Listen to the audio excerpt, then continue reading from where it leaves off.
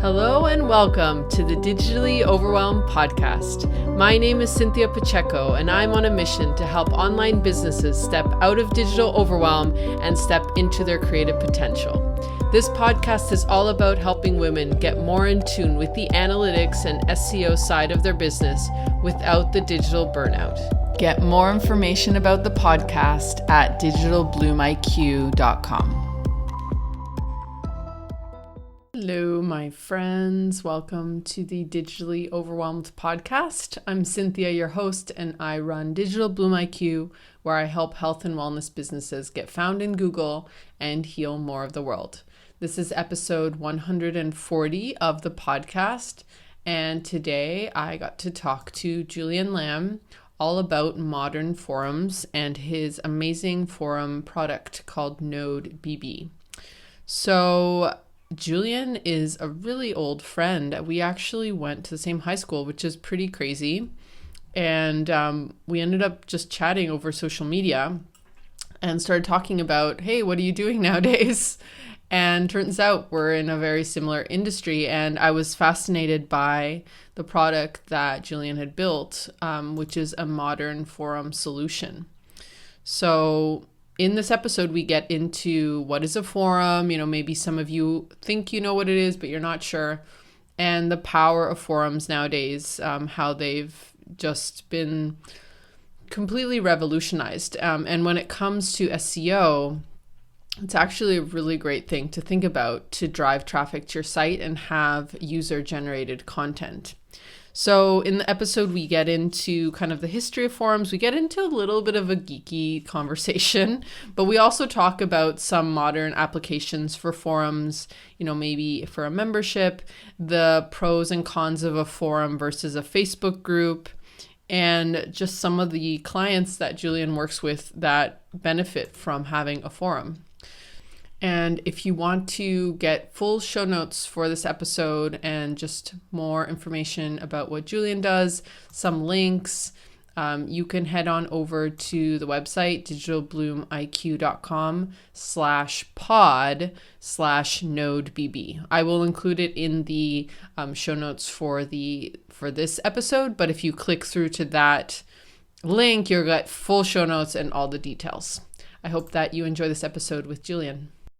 Hey, Julian, welcome to the podcast. Hi there. I'm so excited to have you here. I guess the audience should know that me and Julian actually went to high school together, which is so crazy to think about. So very long time ago.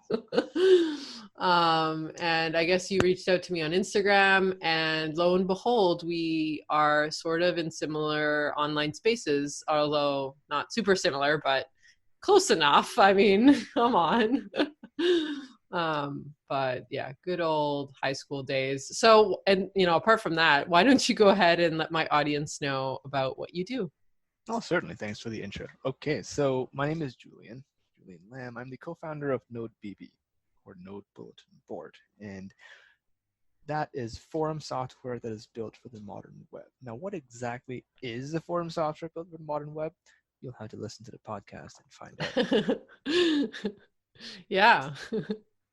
Yeah. So I guess the reason we started talking and we realized that this would be an interesting topic for the podcast is that forums is just something that has come a long way. And I've been, on the internet, whatever, for a while. And of course, I used lots of forums and I still use technical forums, but I never thought about how forums can be applied today. I guess I've seen them more for gamer communities. I've seen them really, really commonly for technical communities. So if I'm searching for some code or we'll see a lot of forums in very niche communities. Yeah.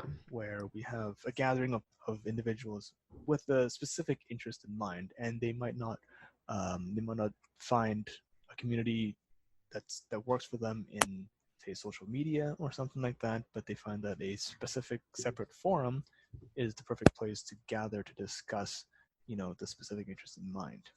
Yeah. And so forums, themselves have been around for quite a while. So Yeah. No. And that's why I think it's fascinating. So the forum I can think of, the most popular one I can think of is the Stack one for developers. What's it called? Full That's Stack? right, Stack Overflow. Stack Overflow. Like that Yes, one is just a lifesaver, right? If you're coding and stuff. exactly. But I mean, before we dive into that, why don't you, because you know way more about this than I do, why don't you tell me a little bit about the evolution of forums in the last 10 years? And I guess you could even preface that with like, what is a forum? Because there might be some people who are like, I have no idea. I mean, if you were born in the last 20 years, you might not know what a forum is. And then finally, like how you see they're being used today. Right. Now, forum software specifically, I think in general, let's say you're looking for help on some sort of topic. If you're going to Google it, you're going to eventually end up on a forum.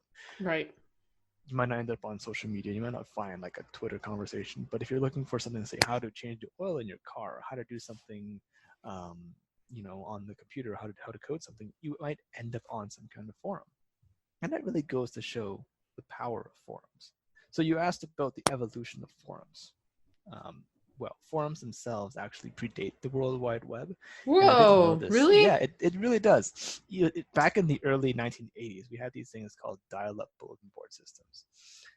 Uh, you know, products called like FidoNet and stuff like that. And it was really interesting how they worked because you didn't have a website to go to.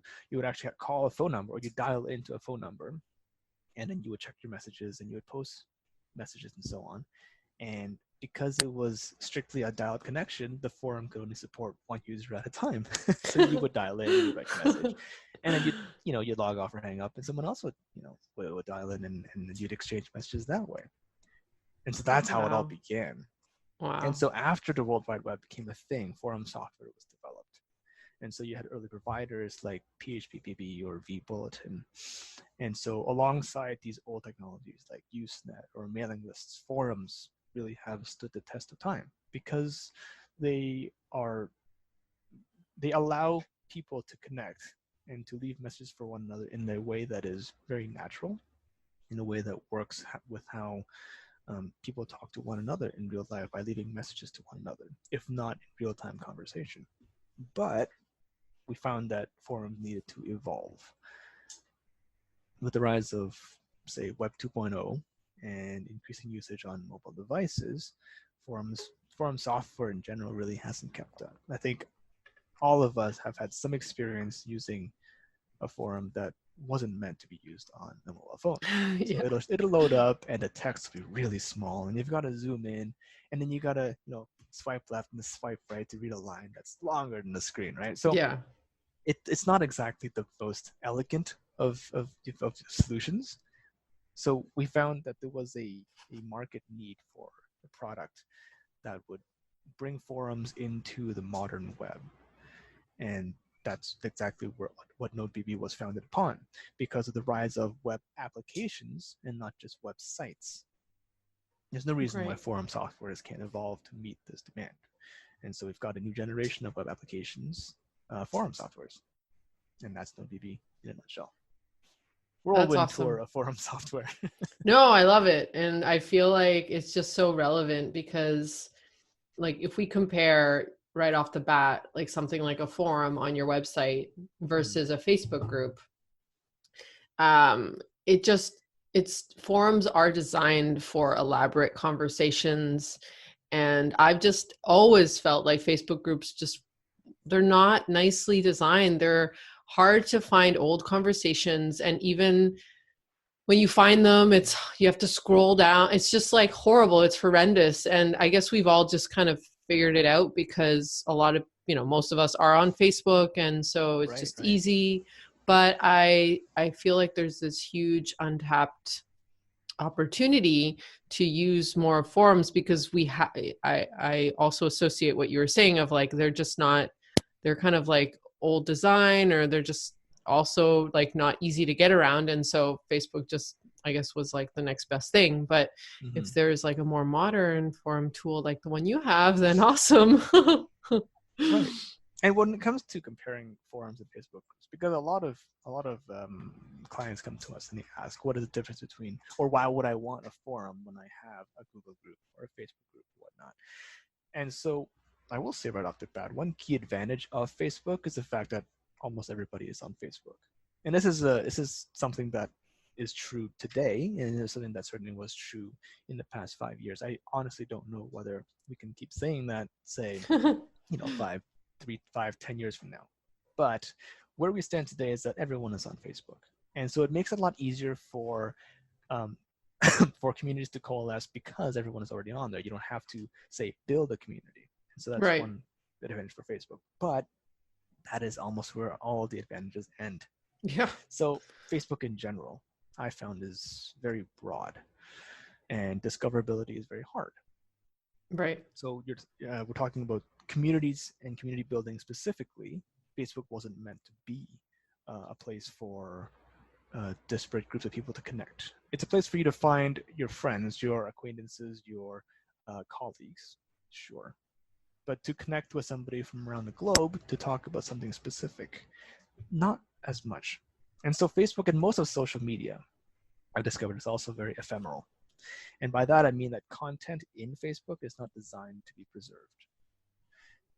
Yes. Oh my God. I love that you said that. How many people, like, people don't realize that. I mean, I realize that because I understand the back end of a lot of the social media stuff. But if you're not aware of that, of course, you're going to be drained by your Facebook group or your just social media posting in general.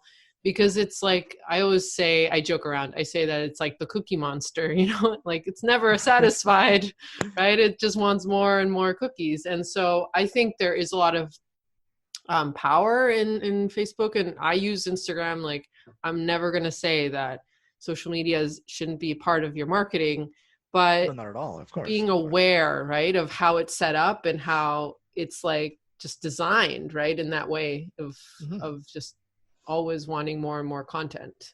And it really depends on the kind of community you want to build. Now, Facebook itself, or the groups feature and the commenting system, is not really designed for long form discussion. Yeah. So, comments automatically collapse if you have many of them, and it's really hard to view the post content. So let's say you wanted to look up something that was posted last week, and on any given day you have like 50 something posts. You're going to be scrolling down for a long time. And then, the thing is that this is by design. Yeah.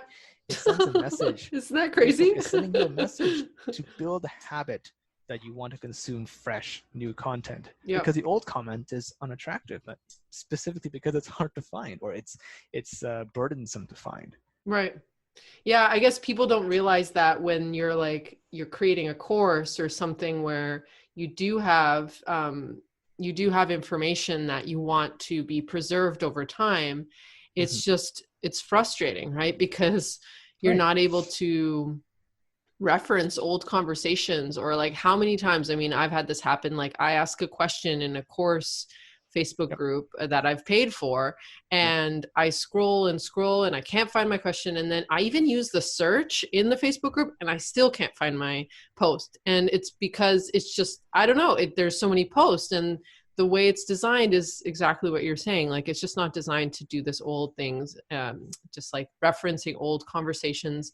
And this is on purpose, which is frustrating and liberating at the same time. Yes. I mean, in the sense that you're sort of sending the message that old content is, it's ephemeral. It's meant to go away. And, it's more about what's going on today. Exactly. Not because the old content is stale, though. And that's the thing that I really want to, the message that I want to send out there is that not all content is valuable based on its recency. Right. And actually, to go back to the whole ephemeral aspect, a lot of, let's say, support agents would want to, for a support agent on social media, end up having to field the same questions over and over. And you can imagine, after answering the same 5 set of questions 100 times, it gets a little annoying, doesn't it? But that's where forum softwares can actually sort of bridge the gap and make it easier to do your job better, because you have your customers able to help themselves. Right. Specifically because, and only because, social media isn't actively trying to hide your answers away in the guise of it being old and stale and no longer relevant. Right. Yeah. No, it's crazy. Um, And I so guess, sorry, go sorry, ahead. I mean, No, it's there's fine. another, once you've got me going, I'm thinking about more differences between forums and Facebook groups. Another one of them is just SEO.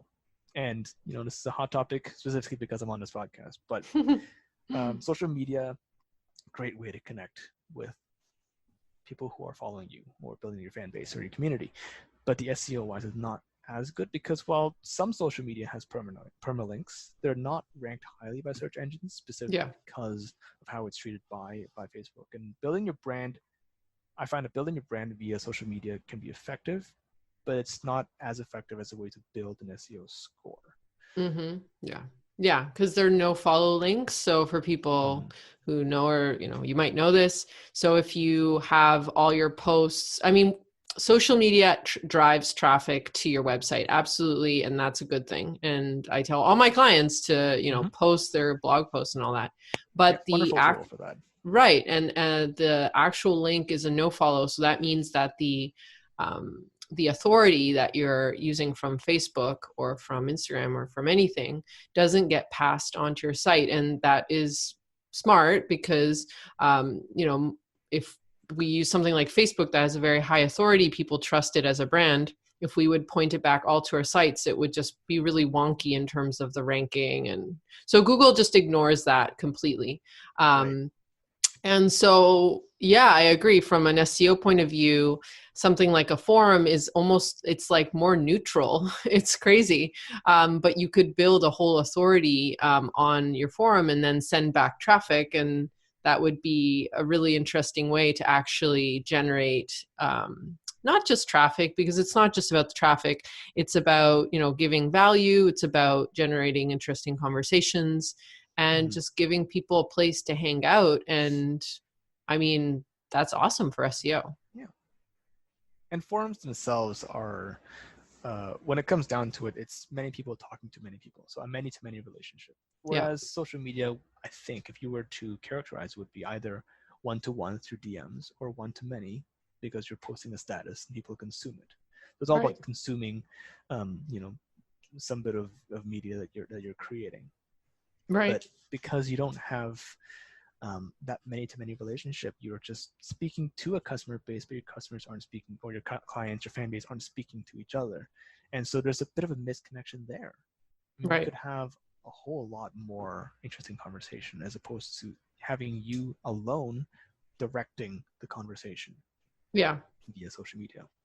Yeah. It kind of breathe a life of its own almost, right? And it's running on its own as people. I mean, you still have to monitor it, right, to make sure that exactly. That's why when we talk about social media and forum software as a means to build a community, building a community via forum software is sort of like cultivating a garden in a sense, because instead of just building a fan base, you're actually doing some minimal amount of work to incentivize those who come to your forum to stay and contribute. And you could say that the hurdle is a little higher to get someone to actually actively contribute. But when they do, you actually have content that comes not just from you, but from other people. And you end up building this sort of perpetual energy machine or content generation machine. And that's the really cool part of forums, is that, right at the beginning, you're essentially shouting into the wind. But what is social media anyways? Everyone's just really shouting into the wind. But with forum software, you're shouting into the wind, attracting an audience. They start shouting at each other, or ideally just talking to each other. But then you have the content generation that repeats over and over. And, in a sense, you can start to step back and think, okay, I don't have to contribute as much because my fans are contributing a whole bunch of content without me. Right. Yeah, it's more, it feels way more sustainable because, like you said, there might be certain communities where you're kind of having the same conversation. And so you can reference old topics and just keep adding to them instead of just repetitively having to just, do the same thing. So let's get into more of like specific places where people could use forums, just to give our listeners like some examples. So Right. we already talked a little bit about courses.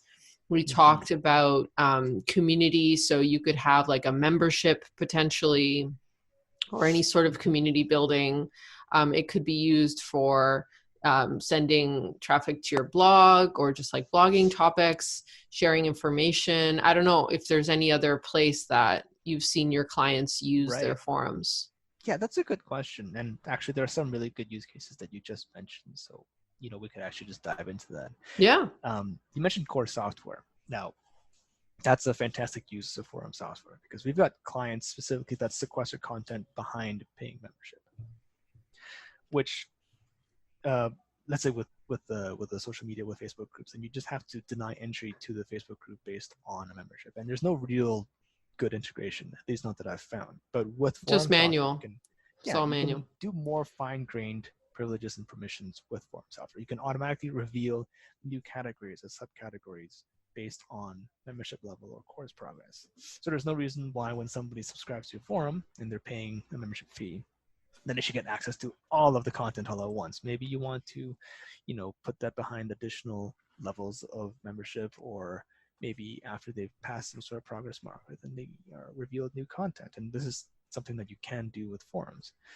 Throw in some gamification to incentivize increased participation, and you really have a system that not only is delivering on the content, but actually incentivizing your users to stick around and contribute more content in Right. response.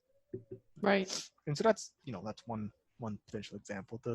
The second and the biggest one, of course, is just community building or sharing of information. Especially for niche topics with lots of information, forums are the ideal way to gather people together with similar interests. And so I mentioned way back then, talking about car forums specifically, or um, actually, let's talk about car forums. Every single car manufacturer has a forum, but it's not made by the car manufacturer. It's just somebody who owns a car Isn't that and says, crazy? "I yeah." And so like Mazda, Nissan, Porsche, every single one of them have some sort of fan forum with, and these forums are incredibly popular. Everybody wants to talk about their new car, right? And they want to share photos, they want repair advice, they organize in-person meetups, and this is all handled on the forum, which is which is a lot of different topics. And in, let's say, a Facebook group, it would be a lot of noise. Right. Or in social media, it would just be sort of lost to the noise of everything else that's going on in social media. And so there's a Right. lot of noise. So then with forums, let's say you subcategorize and say, we're going to share all the photos in this category. We're going to organize our meetups, on a per city basis on this forum, repair advice in this category. And so you can actively organize your conversations, which you can't do on social media, but you can do on a forum. Right. Yeah, no, I love it. I feel like it just makes so much sense. I want to start a forum now. I don't think my business is big enough yet, but I'm already thinking about how I can, because I've had over the years on and off Facebook groups, and I Mm-hmm. know that a lot of people use Facebook groups, but I've always found that the design is so frustrating, exactly because of what we're all, talking about Right. here.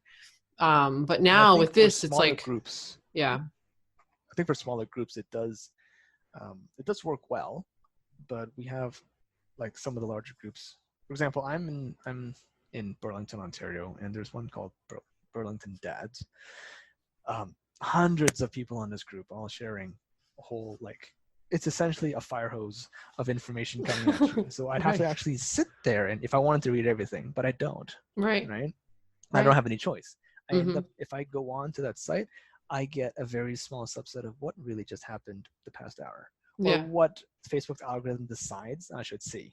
Yeah. Because any given time I refresh on Facebook, I see a different set of posts. So I really don't know if Right. what I'm getting is what I should be reading or what I want Yeah. to read. Yeah. No, there's something about that scroll, that infinite scroll is just anxiety provoking. I mean, we've gotten used to it. We just can't get around it. And, people don't realize, and I've said this before on the podcast, Mhm. that scroll is kind of imitating what like some sort of like addictive It is for thing that sure. goes on in our brain. And Facebook, Instagram is owned by Facebook, and Mhm. they have, scientists and engineers. It sounds very evil, and I'm making it like sound very, very horrible, but you need to know, like, there are people who are like designing this on purpose. And yes, at the end of the day, the medium itself is neutral, and I'm posting on there, so Mhm. it's fine. But it just does create this sense of overwhelm because you just never feel like you've Sure. caught up. And I And wouldn't say there are any nefarious intentions behind it. It's no, simply just to no, increase the time that you stay on the site, yeah. because the more time you stay on any given site, the more ads they can show you, the more information they can glean about you. Mm-hmm. I mean, it's just, everyone wants people to stay on your site longer. It's one of the Mm-hmm. metrics that Google Analytics tracks. Right. Right. Yeah, yeah. So just one last question. So what do you recommend for someone who wants to kind of find out more about forums? They sound interesting. Like, what are some of the top forums, and maybe you can even share some of your own clients that you recommend people checking out to get a sense of like how a forum could work for them? I don't know if off the top of your head you have some, like maybe your top 3 clients or your top 3 forums that you think someone would get inspired by. Well, you did mention gaming communities earlier, and the gamer vertical is actually one of our more popular more popular verticals. And so one of our largest clients is Bethesda. So Bethesda games, they make, Doom franchise, the Elder Scrolls franchise. And so Mm-hmm. we've got thousands of users who want to come on and talk about the progress in the game, or any bugs, or any mod communities and plugins and so on. And that's all handled on the forum. And so they Cool. came to us and they wanted a a forum to replace their existing forum, because for one reason or another they weren't happy with their solution. And so, we pitched our idea and we worked together with their team over the course of, I think it was most of a year, and then Mm. they've been with us for a couple of years now, um, to build out the forum with all of the custom extensions that they wanted. And so far, I mean, I think by and large it's been almost unanimously positive, because it is a better experience for them, and they've migrated to a software that actually takes advantage of the latest technologies available to the end user. Cool. So Bethesda, But Bethesda B, but with B. yeah. I will include that in the show notes. Do you have any other ones that you can? Oh, I can definitely provide a couple more, so I can just send it over to you, and we Yeah. can Yeah. dive No, no, into no. details. Yeah. It's helpful for people to, because again, I know about forums. I know you know about forums, but a lot of people who are not in the techie community might not like think about it that much. They just, they've been in hiding, but now with NodeBB, I mean, that's ending. People are going to get back to forums. Mm-hmm. Um, And so we've got a okay. couple of game studios, and I think another big one, I think, is a lot of open source projects like to use forums, Yeah. because there's no real way to connect with people who want to contribute to your software. You can Right. do it through email, but email has its own limitations, of course. Right. And so the next step up past the email or the mailing list is a forum. Right. And I mentioned mailing lists specifically because mailing lists aren't used almost at all anymore, but they used to be so big like 20, 25 years ago. Way Right. back when I was starting to first use computers, mailing lists were the de facto way to communicate. And they shared many of the same features as forums. You're sending out an email, it goes to a specific group of people, and then it's collated into an email list. So it has that sort of hierarchy and structure, but without the categorization of forums. And so I would like to think, in a sense, that forums are an extension of email and mailing lists. And so That's just interesting. reminiscing about how old I am. Yeah, I feel like people still read emails though. I mean, They I do, think they do. it's not the same as it used to be. And I agree, like people, those like long email chains people used to send, and you would read through them and blah blah blah.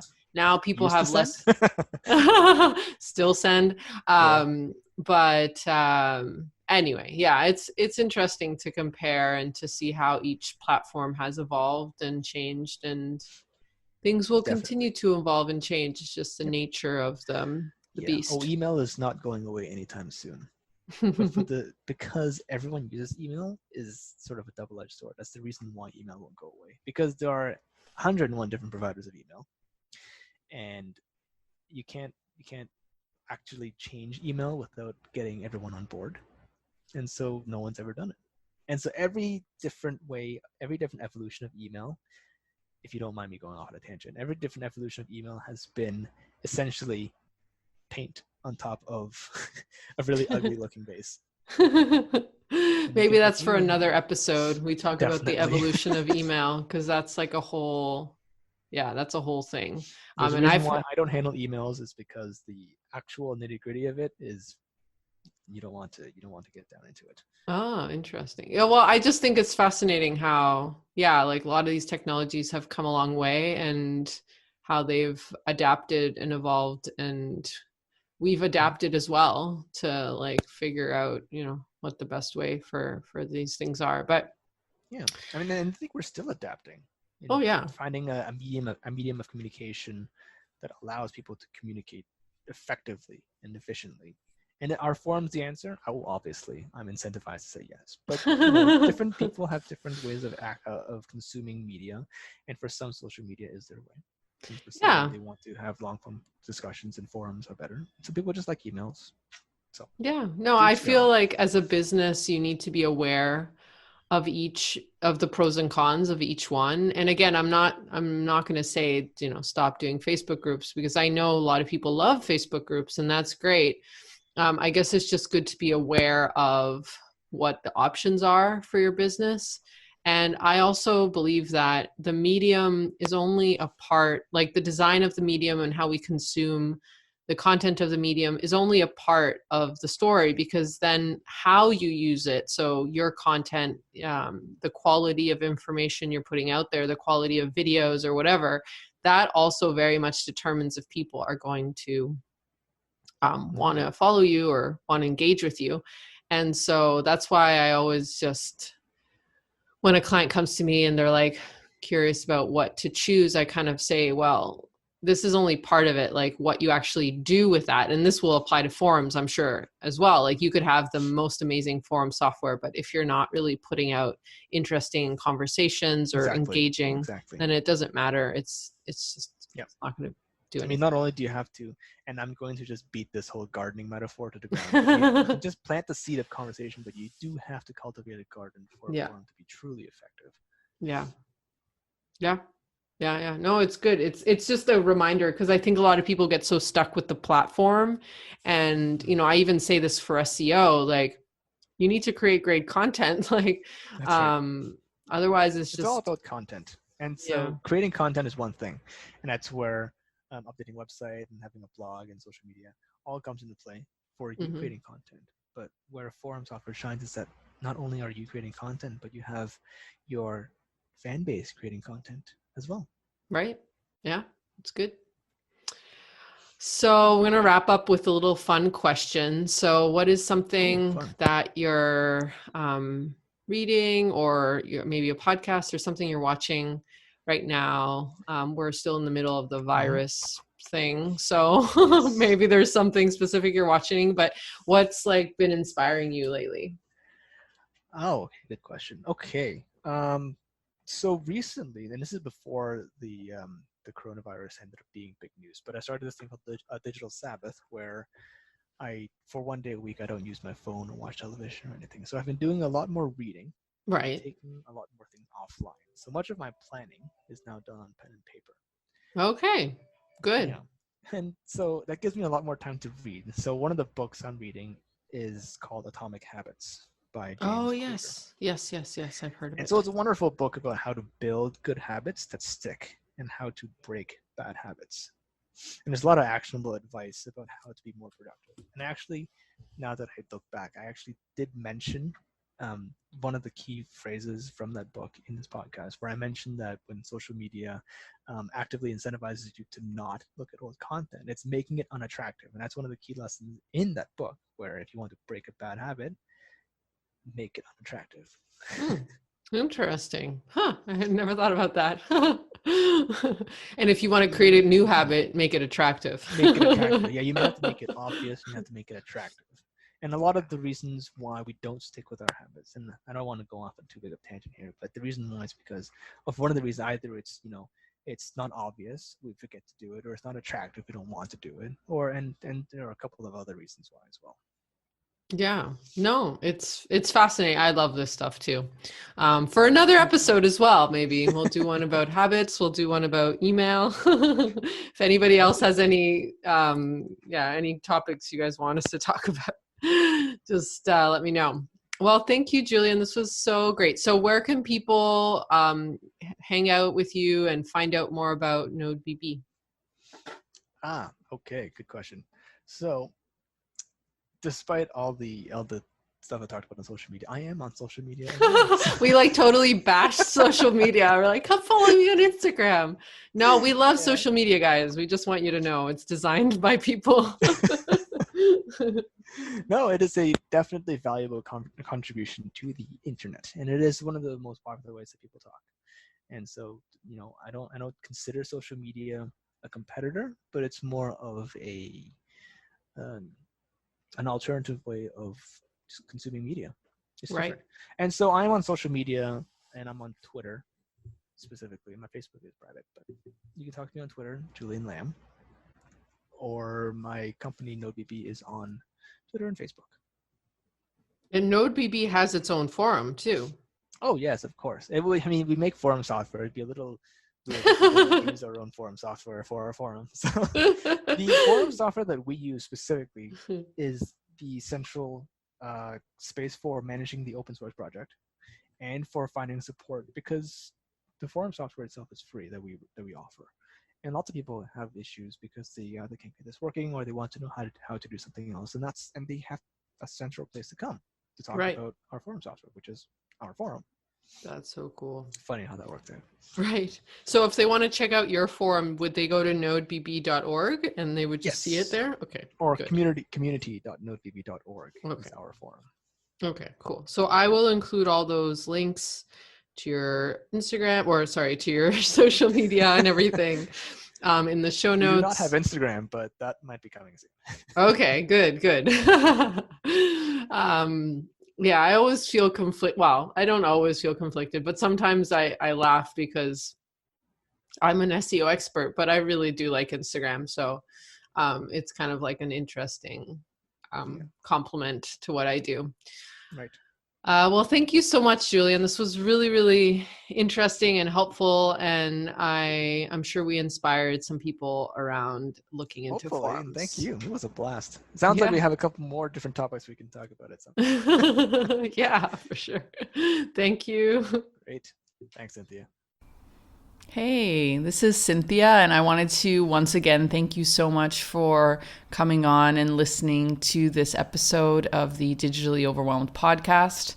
I spend a lot of time creating these episodes and editing them and publishing them, so I would love for you to leave me a review, whatever platform you're listening to your podcast on, whether it's iTunes or something else. Go ahead and click on that review bar, give me some stars, and leave a little comment. That really helps other people just like you find the podcast and just helps them grow their business. And if you want to find out more about this episode and more about what I do, get links from the show notes that we mentioned in this episode, you could head on over to digitalbloomiq.com/podcast. And there, the latest podcast should be published. If not, you'll need to scroll through and find your podcast number. Thank you so much for listening again, and I'll catch you on the next episode of the Digitally Overwhelmed podcast. Bye.